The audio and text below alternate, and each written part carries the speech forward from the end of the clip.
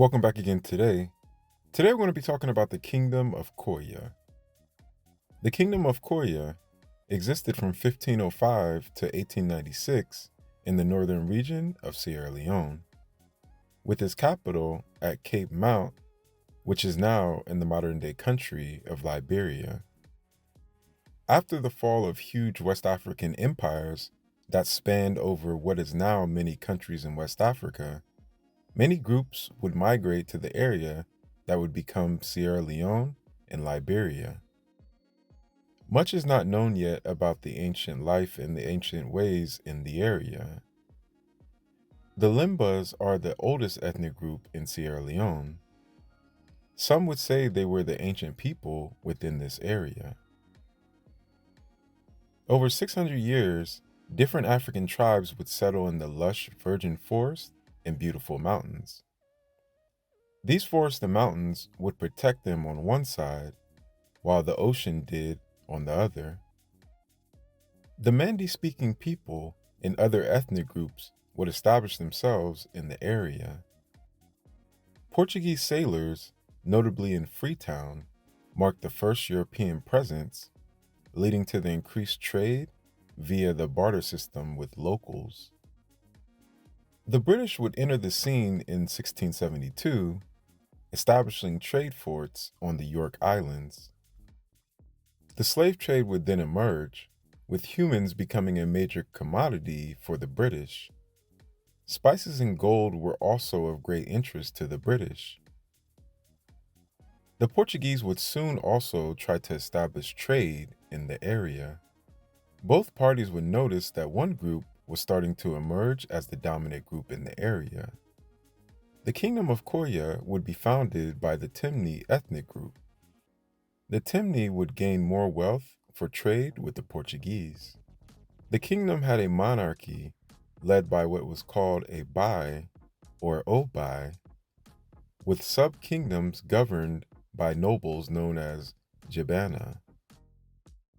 The kingdom maintained diplomatic ties with the British and the French, allowing Timni nobles to receive Western education abroad.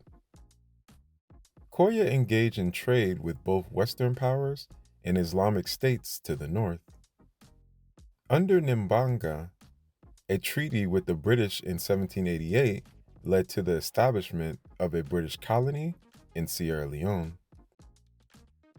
Koya participated in the transatlantic slave trade, but the commerce was relatively more privatized. Even when the kingdom condoned it, private sellers would still sell slaves from other tribes. Those captured were not sold in a way of hate nor like.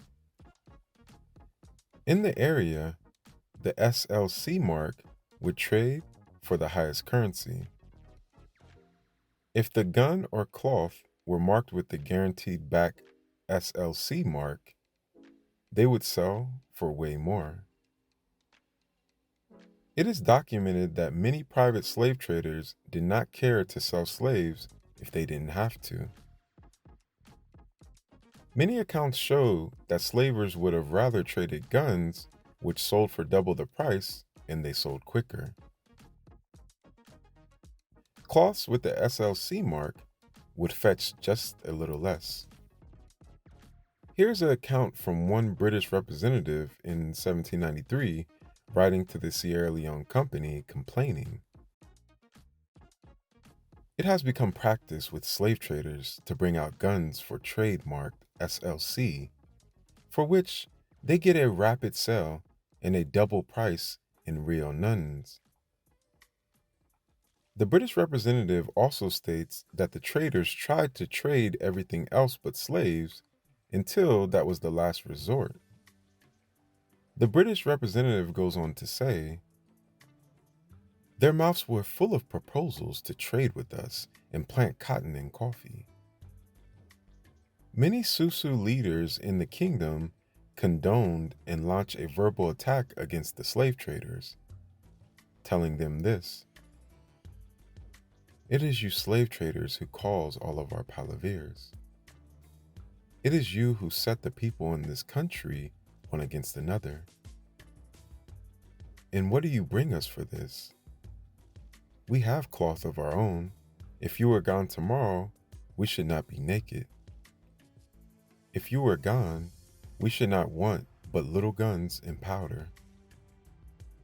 These records can be found and are held at the Huntington Library in California. In the 1800s, African Americans would start to arrive in the area. Free slaves and freed slaves would be relocated from America back to West Africa. This relocation was organized by the American Colonization Society. The ACS was formed in 1817 to send free African Americans to Africa as an alternative to emancipation in the United States. I want to note this as well, that African Americans are mixed with many different tribes, and not all African Americans can trace their roots directly back to West Africa, but rather all around Africa. These African Americans would be westernized and had trouble with the traditional traditions in the area. The African Americans would soon create their own tribes and villages. In the early 19th century, Koya fought wars with the British colonists and the Susu, losing their territory but remaining a regional power. In 1815, the Temne reclaimed the port lost earlier to the Susu. The Kingdom of Koya, ruled by King Kama from the Kru people, saw a significant develop after his death. His daughter, Fatima Brema, would marry General King Kendo Foundrin. King Kendo was a black colonist from Brooklyn, New York. King Kendo would become king in 1840. He would tax Monrovia, traded with Americans, and enlisted African Americans in the Kingdom of Koya's armed forces. Despite losing territory in wars with the British and Susu rebels, the Temne state, led by Muslim chief Bakara, remained influential. In 1841, the Temne defeated the local tribe on a major river. The local people would be broken up after these wars.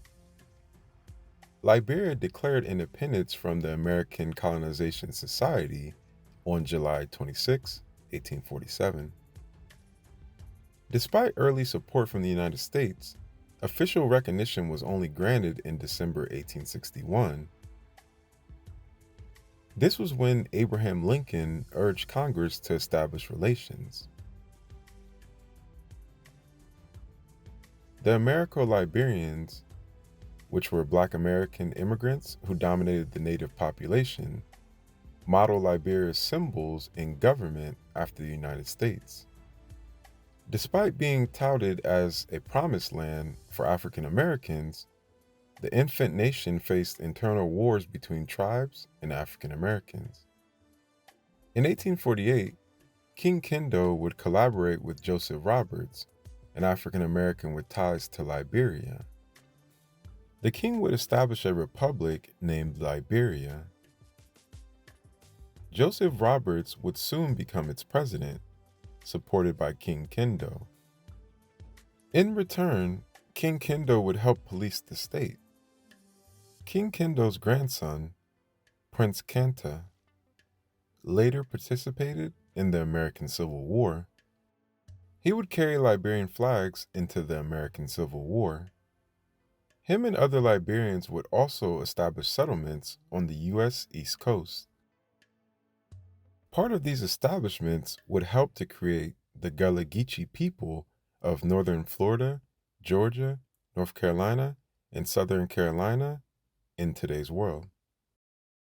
In modern Liberia, many descendants in politics are Africans who were enslaved, took to America, and remigrated back to Africa. In 1860, the kingdom expelled the Church Missionary Society. This was in response to British bombardment on the area. The British established the area as a protectorate on August 31st, 1896. This would significantly diminish the power of the Korea kings. Back in Great Britain, anti-slavery was starting to spread, while in West Africa, the same message and will would be held by most Africans. With anti-slavery sentiment from West African kings, kingdoms, and countries, the politics would lead to the British being able to follow through with abolishing slavery. The transatlantic slave trade would be abolished in 1807, and the British would establish a naval base in Freetown, Sierra Leone. Fines would be established if anyone carried slaves onto British ships, while local African groups would have a much more gruesome punishment for African and European slavers.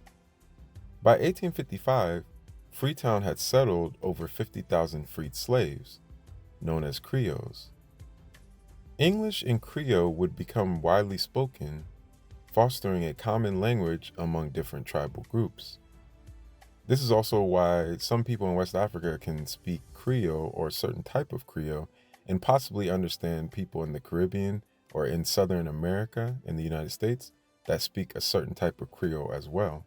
Certain things can translate over because of the connection.